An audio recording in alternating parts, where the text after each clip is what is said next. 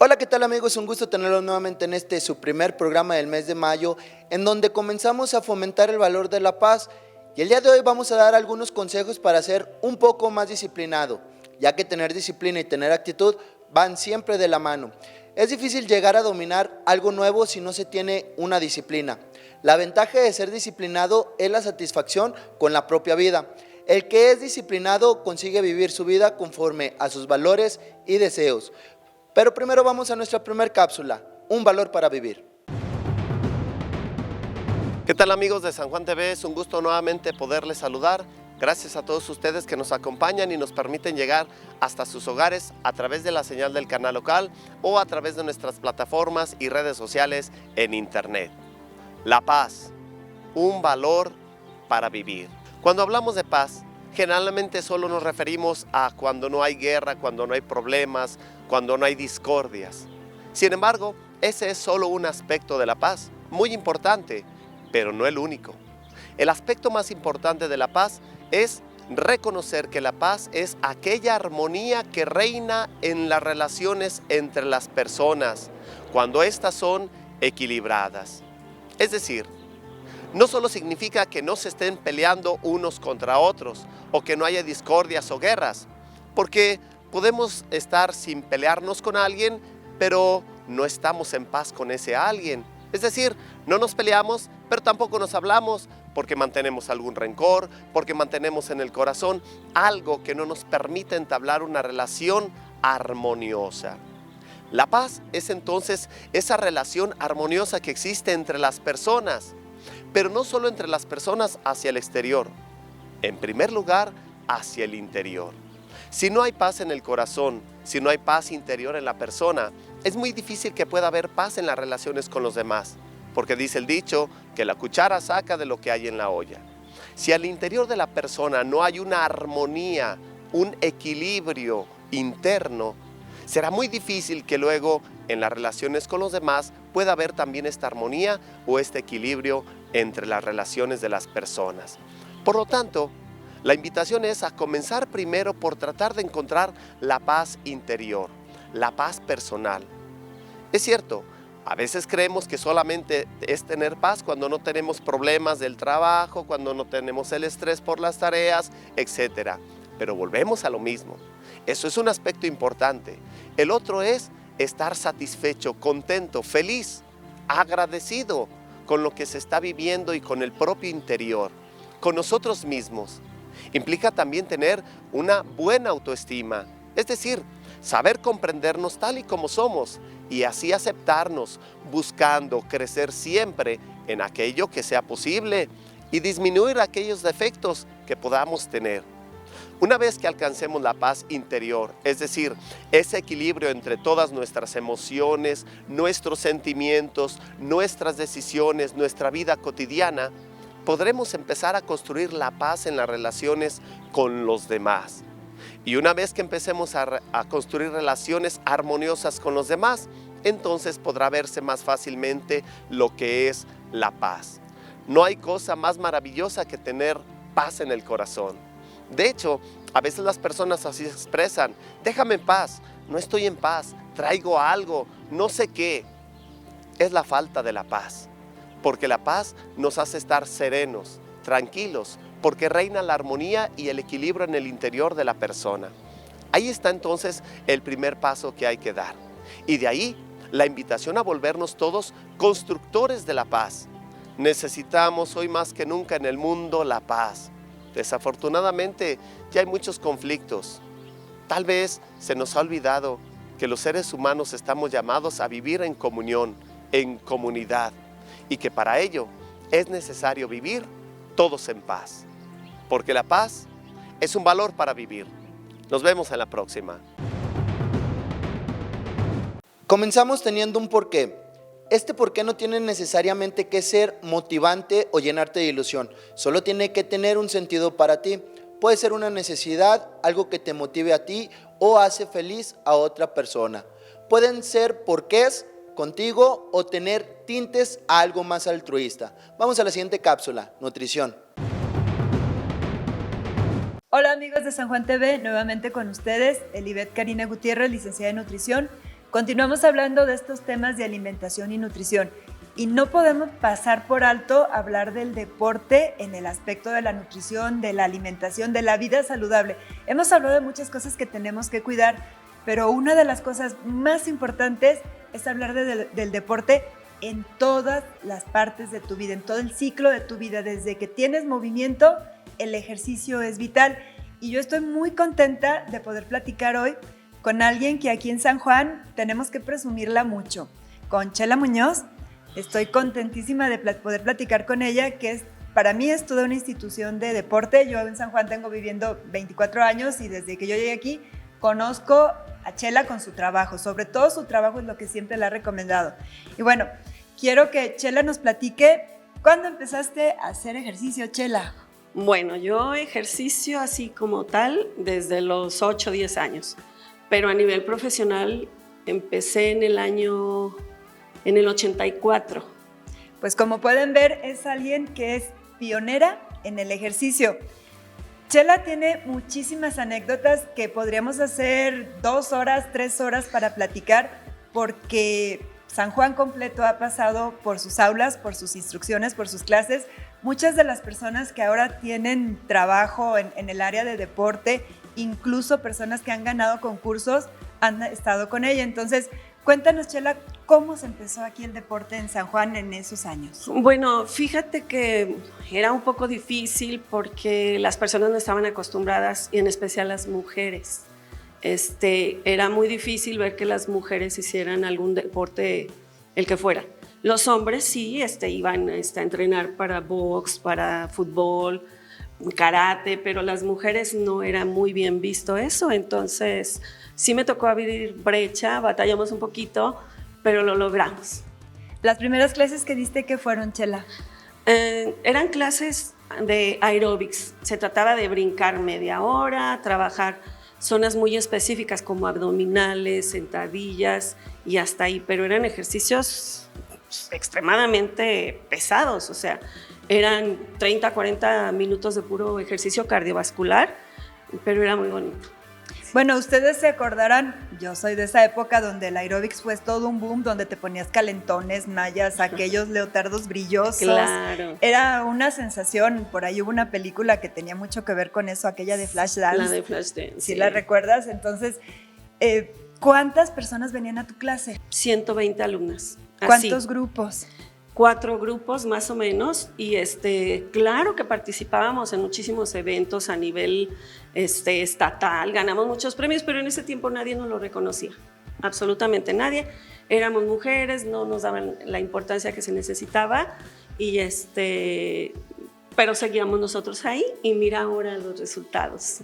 Sí, no, de verdad yo te veo, de hecho, tengo la fortuna de tomar clase con ella, porque bueno, van pasando los años y tienes que empezar a cuidar ciertos detalles, que es una de las cosas muy importantes que yo observo en Chela y que lo hemos platicado muchas veces. ¿Qué edades tenían las muchachas cuando empezaron? Bueno, al principio quiero decirte que nada más eran chavas entre 15, 20 años. Ahorita, afortunadamente, con el paso del tiempo, a todas las personas ya les ha dado interés por integrarse. Y tenemos personas a veces hasta de 60, he tenido alumnas de 70 años, la verdad. Así es. Entonces, ahora me imagino que también tienes personas que nunca habían hecho ejercicio, que iniciaron a hacer ejercicio ahora que son grandes.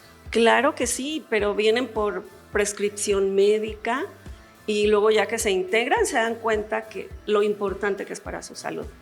Ahorita las clases han cambiado, los nombres de los ejercicios. Para mi gusto, ahora sí que yo también tengo ya mis años en este mundo del ejercicio, ha ido evolucionando. Antes nosotros hacíamos el aeróbics, que era el alto y el bajo impacto. El bajo impacto, pero ahora es lo mismo. ¿Qué nombres tienen ahora? Bueno, generalmente siempre va a existir esto, ejercicios aeróbicos y ejercicios anaeróbicos. Pero ahora, bueno, pues ya hay muchísimas formas, circuitos cardiovasculares, CrossFit, no sé, bancos, ligas, pesas, TRX, o sea, se trabaja con diferentes implementos, pero en realidad los ejercicios casi siempre van a ser lo mismo, nada más son la variación es lo importante, las repeticiones y el cuidado en cada etapa de la edad de las personas. ¿Cuántos cursos has tomado, Chela? Todavía me sigo preparando. Ya sé. Sí, todavía. ¿Cuántos en total que te acuerdes así en número? Yo creo que como unos 40. Bueno, es que como yo estoy afiliada a la Federación Mexicana Deportiva, nos exigen como 3 cursos de capacitación o actualización al año. Entonces imagínate en 40 años. Un montón. Sí. Pues bueno, amigos, ella es Chela, vamos a tener otra cápsula con ella porque creo que es muy importante que nos platique, que es algo de las cosas que yo admiro mucho en ella, cómo es el cuidado. He conocido personas que ella ha preparado y es a la gente que se prepara para que nos preparen a los demás y no nos lesionemos, porque una lesión no te imaginas cómo va a repercutir en tu estado de salud. Y en el asunto nutricional, yo pido 150 minutos de ejercicios a la semana mínimo. Imagínate con una lesión cómo lo logras. Nos vemos en la siguiente cápsula. Como siguiente acción, empieza por ser disciplinado con pequeñas acciones. Puedes elegir 3 diarias: hacer la cama cuando te levantas, fregar los platos después de comer, subir las escaleras en lugar de coger el ascensor, ponerte menos cantidad de comida en el plato, beber más agua, etc. Conseguir pequeñas rutinas te darán seguridad y te motivarán. Vamos a la siguiente cápsula, Piedad Mariana. Amigos de San Juan TV, Padre Pancho nuevamente con ustedes. Estamos en este mes de mayo, el mes de María por excelencia, terminando este tiempo pascual. El mes de mayo es un mes de muchas efemérides, comenzando por el Día del Trabajo, después el día 3 la Santa Cruz, luego el 5 de mayo el recuerdo de aquella batalla de Puebla que temporalmente detendría a los invasores, 10 de mayo, Día de la Madre, tan sentido para los mexicanos, y 15 de mayo, Día del Maestro, Día del Campesino, 23 de mayo, Día del Estudiante, el último de mayo, la Visitación de la Virgen, y sobre todo el tiempo del mes de mayo, el cual es la fiesta que la ciudad le hace en homenaje a la Santísima Virgen de San Juan, con la visita de los distintos gremios y personas, familias bienhechoras, que van tomando los días para que podamos ofrecer ese homenaje en honor a la Santísima Virgen de San Juan, a la que tantos peregrinos vienen y que nosotros pues les debemos al fin de cuentas toda nuestra vida. Pues ¿por qué ese interés de los niños? Por desgracia se ha creado contra la Iglesia esa idea como que todos los abusos de menores, tanto sexuales como de poder o de cualquier tipo, son un problema de la Iglesia Católica. En realidad es un problema social grave, porque si de cada 10 abusos de menores, 6 se dan en familia, entonces no puede ser por parte de personas relacionadas con la Iglesia. Y si es la única institución que ha tomado distintas medidas para una tolerancia cero, entonces, bueno, creo que seríamos injustos al querer atender solamente ese 0.5% que de alguna manera fue afectado por parte de alguna persona relacionada con la Iglesia, y el otro 99.5% descuidarlo cuando hay tantos otros que han sido abusados por otras personas. ¿Por qué ese cuidado de los niños que ha distinguido la Iglesia desde su nacimiento, desde el judaísmo donde no contaban los niños, el Imperio Romano donde incluso el infanticidio era legal, ya no se diga lo de los esclavos, donde los niños no habían contado para nada por distintas circunstancias? Pues es precisamente el cristianismo el que a lo largo de la historia se ha preocupado por favorecer la educación, la salud, la atención de los huérfanos y otras muchas formas de poder valorar la infancia y poder también, a través de honrar la infancia de Jesús, favorecer a toda la infancia. Bien, hay razones en el Evangelio que quiero presentar algunas. En el Evangelio de San Mateo 19, 3-14 está donde le presentan unos niños a Jesús para que les imponga las manos y los bendiga. Los rabinos decían: no pierdas el tiempo con los niños, no entienden la ley. Entonces, si no entienden la ley, no podrán seguir los preceptos divinos y para qué atenderlos. Jesús, por el contrario, aunque los apóstoles no quieren que lo estén molestando y los quieren retirar, Jesús les dice: dejen que los niños vengan a mí, no se lo impidan, porque de los que son como ellos es el reino de los cielos. Rousseau decía que el hombre, si se deja a su naturaleza salvaje, va a ser un muy buen ciudadano, porque tenemos unos sentimientos buenos.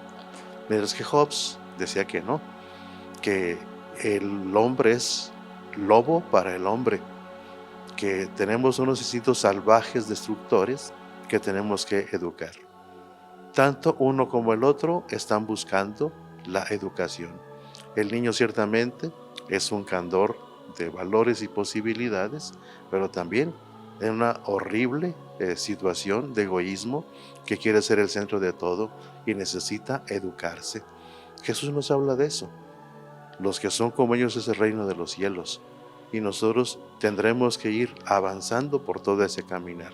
Bien, mis amigos, vamos a seguir hablando sobre este tema, precisamente los fundamentos que tenemos nosotros para cuidar de tantos menores que podemos ver en riesgo de perderse, y tal vez por andar con los escándalos no nos preocupamos de la atención concreta de las personas que son rostros, que son historias, que son personas.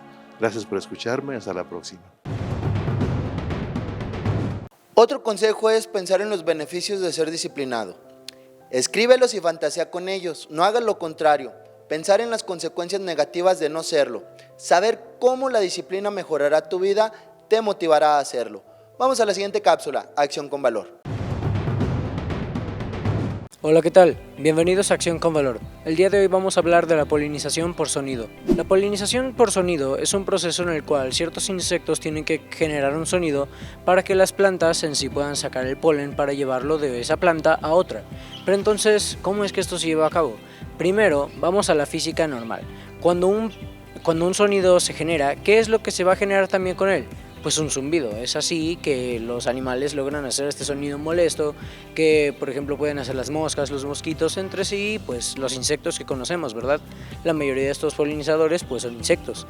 Y entonces, ¿por qué tienen que hacer este zumbido? ¿Qué tiene que ver el sonido si las plantas no oyen? Bueno, no, pero es el zumbido lo que nos importa, porque los zumbidos son movimientos. En sí el sonido ya viene siendo otra cosa, pero es el sonido lo que genera los zumbidos, y estos en sí van a generar movimiento en la planta. Así que si el polen está muy adentro y no logra salir, pues entonces estas ciertas plantas que necesitan este tipo de polinización van a sacar de igual manera el polen, porque ya hay un espacio por el cual puede salir, porque el movimiento, de cierta manera, para decirlo sencillamente, va a abrir un espacio por el cual puede salir el polen y adherirse al insecto, que es el polinizador en este caso, para que lo pueda llevar a otra planta. Y esto no es que sea lo menos común posible, pero muchas personas pues no sabíamos que existía este tipo de polinización, y hablo por muchos cuando decimos que a muchos, a la mayoría quizá no les da por investigar sobre cómo se polinizan las plantas, a menos que pues vaya por ahí su interés, no sé, carrera de interés, o simplemente le haga algo, una idea del tema. Así que pues siempre pues no está de más aprender algo nuevo, como por ejemplo puede llegar a ser esto. Así que es eso todo lo que se puede llegar a hacer. Simplemente las abejas, los mosquitos, los insectos que polinicen las plantas solamente pueden llegar a hacer esto. Pues sí, es un método, no diré de emergencia, pero es un segundo método que se puede utilizar en ciertas plantas que van a requerir pues este método de polinización para en sí seguir reproduciéndose las unas a las otras.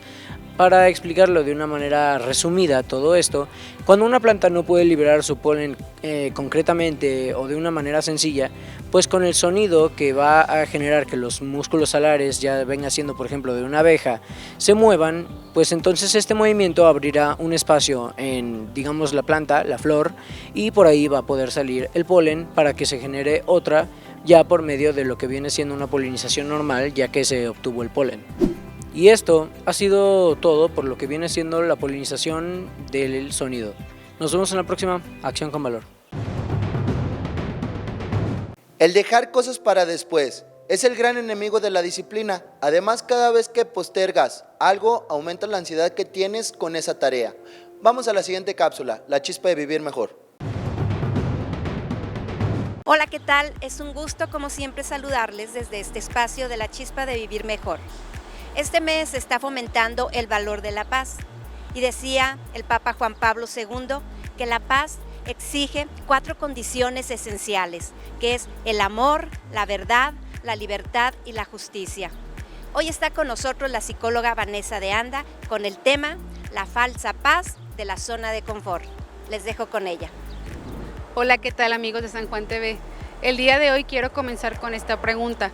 ¿Ustedes han escuchado alguna vez el término zona de confort o estás en tu zona de confort? Es un término que se ha descubierto, digámoslo así, a través de los años. Y antes se creía que cuando la persona estaba en su zona de confort estaba de alguna manera en un lugar tranquilo y en paz. Pero a través de diversos estudios, a través de diversos estudios o de diferentes definiciones, se ha descubierto que realmente no es paz el estar en esta zona. La persona realmente está aquí porque le genera un control, porque es un miedo a moverse.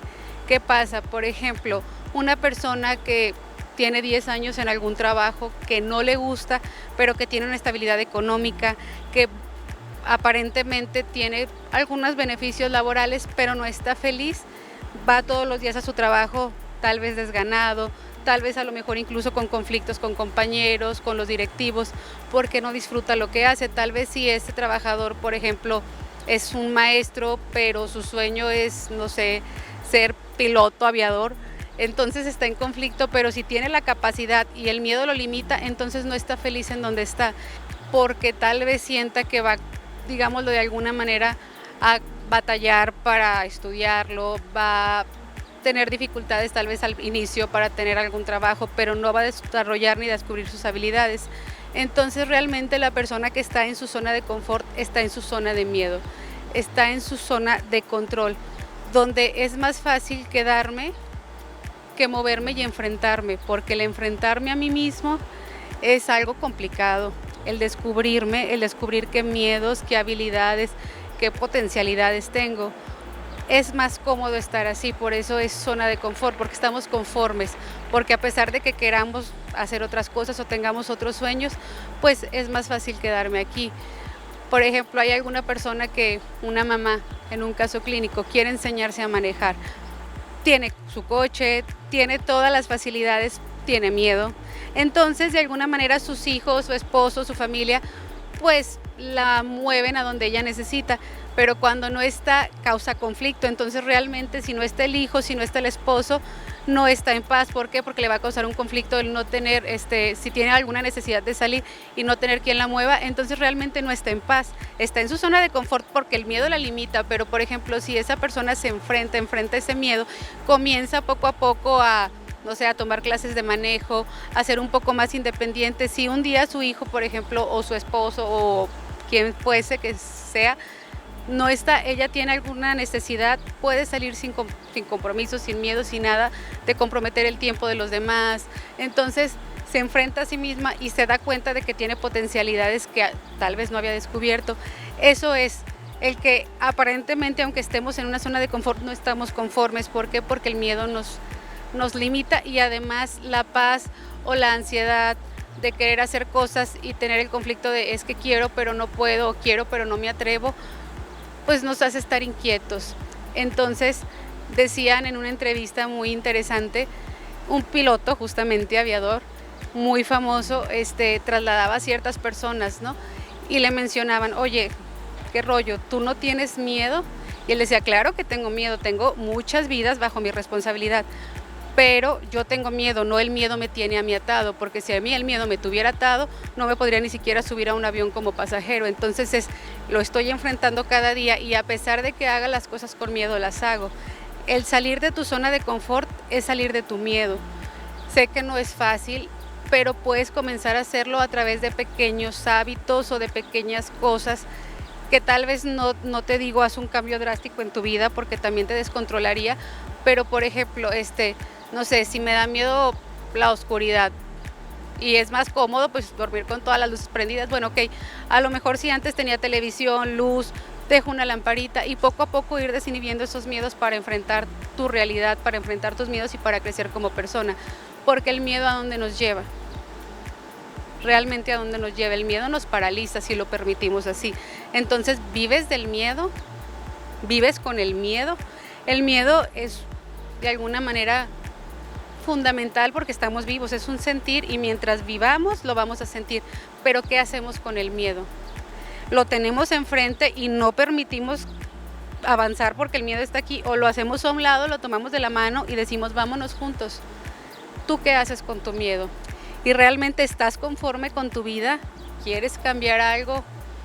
Te invito a que también hagas de alguna manera un análisis en, ok, realmente estoy donde quiero estar, estoy feliz con mi trabajo, con mi familia, con mi cuerpo, estoy feliz realmente.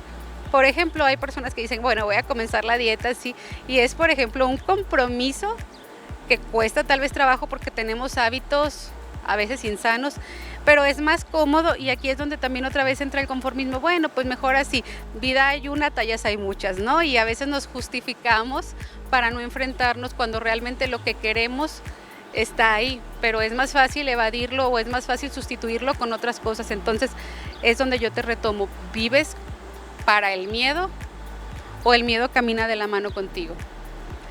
De mi parte sería todo, les agradezco mucho su tiempo. Agradezco a Vanessa por su colaboración, como siempre me despido y que Dios les bendiga. Hasta la próxima. Borra de tu memoria todos los intentos fallidos. Todo esto no hace más que decir de ti que no puedes, que no eres capaz, que no eres disciplinado. Puede que lo hayas sido, pero eso no predice el futuro. Siempre hay un momento para empezar a hacerlo. Y empieza a decir, yo soy disciplinado.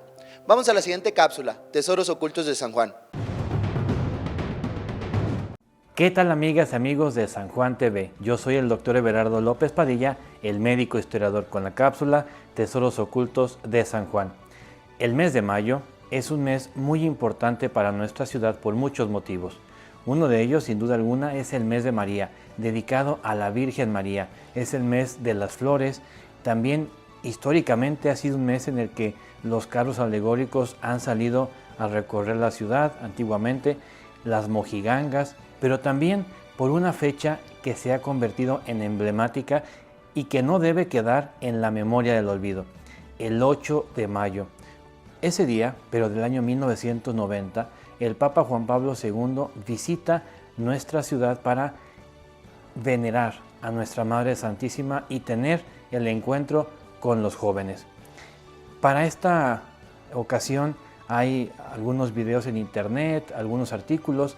Sin embargo, hoy quiero entrevistar a una persona que estuvo muy cercana de principio a fin en esta emblemática visita a San Juan. Se trata del señor cura José Luis Aldana Guario, quien es párroco de Nuestra Señora de la Asunción en Lagos de Moreno.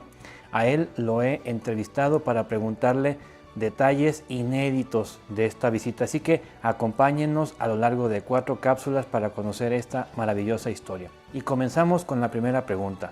Señor cura, ¿cómo nace la idea de que el Papa Juan Pablo visite San Juan de los Lagos, siendo un lugar tan pequeño ciertamente y con poca capacidad para recibir al vicario de Cristo?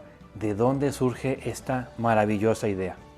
Mira, yo recuerdo que el señor obispo José Trinidad Sepúlveda tuvo visita limina a Roma, y estando allí con el Papa platicaron sobre la próxima venida de Juan Pablo II, que va a ser la segunda visita a México, y entonces el señor obispo le hizo la invitación expresamente. Fue muy insistente, sobre todo diciéndole que San Juan de los Lagos era el segundo santuario mariano del país, que para nosotros sería muy importante su presencia. El Papa simplemente le dijo que se iba a considerar y así estuvo el asunto. Después, en la conferencia episcopal, don Trino estuvo insistiendo mucho en que querían que San Juan viniera. El obstáculo que le ponían era que San Juan no tenía la infraestructura para poder recibir una visita pues de esa magnitud, ni por la gente, ni tampoco por la cuestión de logística. Pero el señor obispo minimizó todos esos asuntos. En diciembre del 89, yo recuerdo que yo estaba de vacaciones y sonaron las campanas, no sé si fue el día después de Navidad, anunciando que el Papa nos iba a visitar. El señor obispo era muy efusivo, y desde ese momento se mostró entusiasmadísimo. Esto fue en diciembre y el Papa venía en mayo. Tuvieron solamente 5 meses para poder organizar todo esto, pero inicialmente era el darle un relieve muy especial al segundo santuario de México, y después cuando la conferencia episcopal decidió que sí viniera a San Juan, yo supe que hubo 3 lugares, estaba Morelia, estaba León y estaba San Juan, fue lo que nos dijeron, y que se decidió que San Juan fuera la sede del encuentro del Papa con los jóvenes, cosa que el señor obispo aceptó. Señor cura, ¿cómo se prepara San Juan para la venida del Papa Juan Pablo II? Una vez que se acepta su visita y que se da a conocer, ¿cómo se prepara la ciudad, la diócesis, las parroquias, todo el mundo para este momento histórico? Yo recuerdo que el señor obispo se puso en contacto con las autoridades porque el gran temor que teníamos pues era que no había modos para que el Papa ni llegara ni saliera de aquí de San Juan. Se habilitó, me acuerdo que el helipuerto se arregló, se le puso una carpeta asfáltica a la carretera que solamente era de 2 carriles para que pudiera llegar el Papa con mayor facilidad del helipuerto. Y formó el señor obispo también como un equipo, como un consejo para la organización de la visita. Yo recuerdo que hubo quienes estuvieron dedicados especialmente al trabajo en la catedral. Fue un momento en el que se le remozaron a la catedral muchas cosas para que pudiera estar digna. También hubo otro grupo que se encargó de toda la cuestión de la logística, porque había que acreditar a todas las personas que iban a participar. Hubo otros que estaban organizados en la cuestión de información. En eso estaba el padre Jaime Gutiérrez. Yo me acuerdo que la sala de prensa se instaló en la parte alta del Hotel Posada Arcos. Incluso fíjate, nada más para que te des una idea, me acuerdo que pidieron unos fax porque no teníamos ni siquiera en el seminario, no había en la catedral, y pidieron que hubiera instalados fax, y me acuerdo que había padres que estaban molestos por todos los requisitos o las condiciones que estaban poniendo de parte de Roma.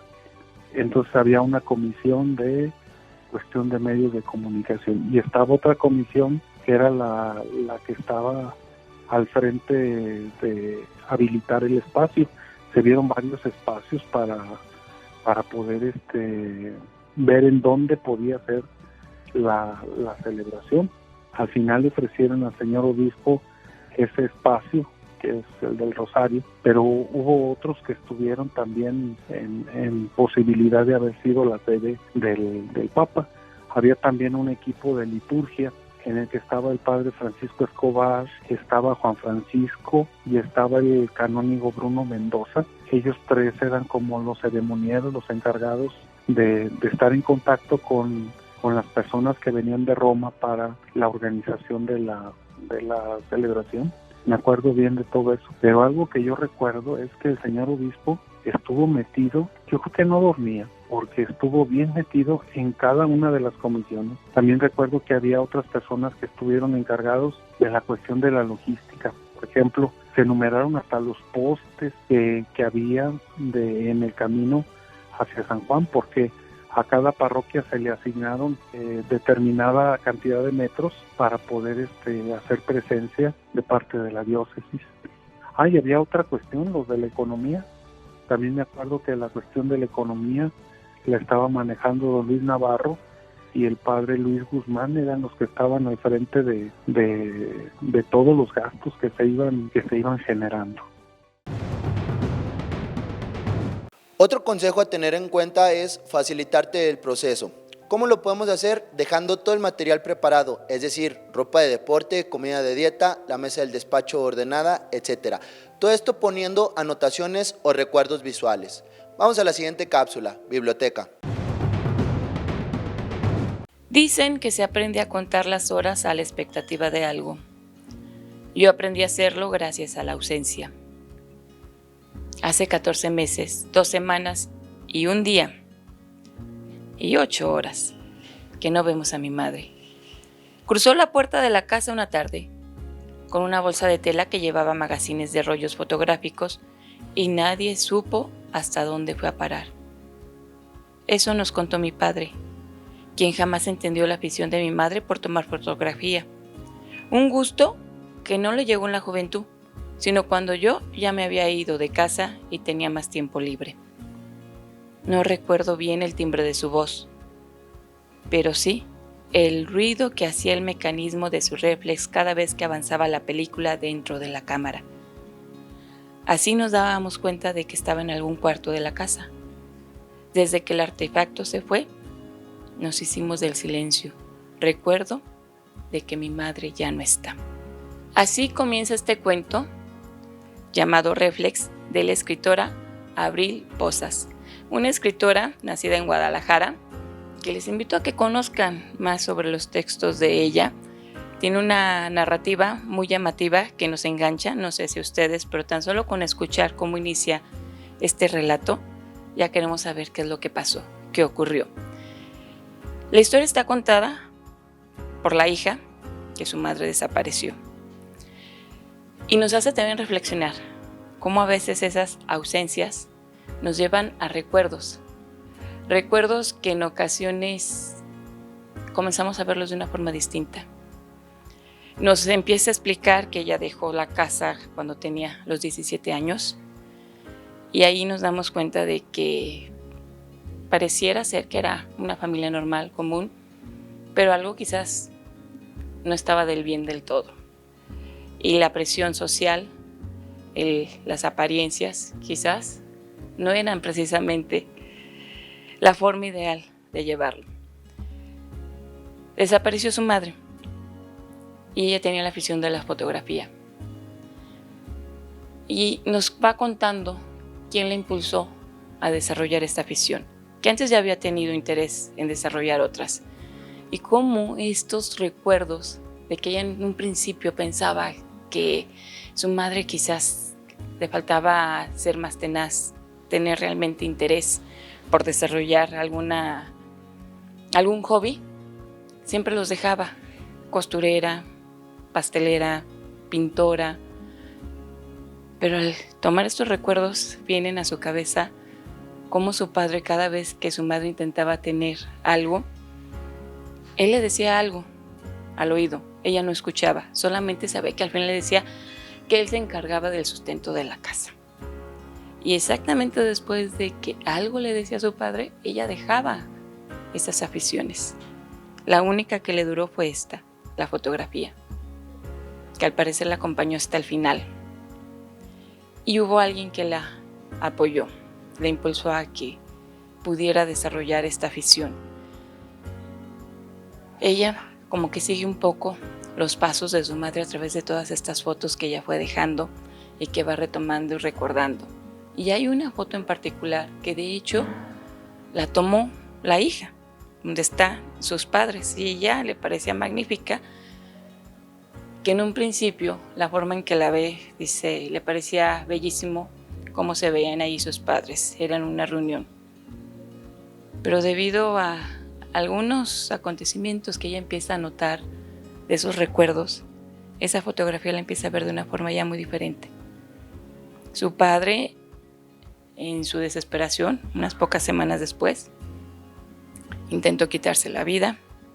Su hija fue quien lo salvó, pensando que era la angustia de la madre perdida.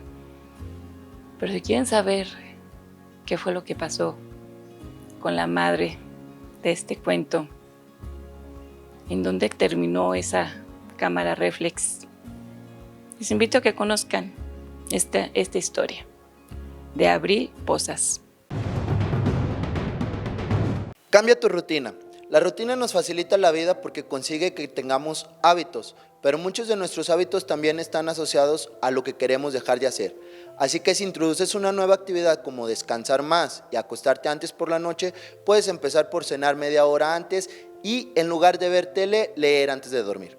Vamos a la siguiente cápsula, Valores al Aire. Hola, ¿qué tal amigos de San Juan TV? El día de hoy tenemos como invitada para conducir una persona muy especial, se llama Sara Padilla, es concursante al título Señorita San Juan 2024 y nos va a apoyar entrevistando a mi compañera Karen Díaz el día de hoy como nutrióloga. En esta ocasión hablaremos de un tema muy importante para todo nuestro país, en especial para nuestra región, lo que es el consumo de leche bronca o leche en general. ¿Y qué aportación nutricional tiene la leche como tal? Quise hacer esta cápsula destacando la aportación de la leche, porque escuchamos mitos que la leche es mala, que la leche nos hace daño, que puede atraer diversas enfermedades, pero realmente la leche tiene años en el consumo de nuestros hijos, de todas las personas. Quiero destacar que es la bebida más importante, ya que tiene los 3 macronutrientes que necesita nuestro cuerpo, que es grasas, proteína y carbohidratos. Cada macronutrimento aporta a nuestro cuerpo. Por ejemplo, la proteína, el desarrollo muscular, el fortalecimiento de huesos, la absorción de calcio, los carbohidratos, la energía, por ejemplo. En otros países la leche, por ejemplo en Canadá leí un artículo, utilizan en gimnasios dotaciones de leche para la hidratación y recuperación de aquellos deportistas, ya que también contiene minerales y recupera no quiero comparar con un suero, pero tiene minerales, recupera, más tiene el contenido de proteína que normalmente buscan en la actividad física el desarrollo muscular.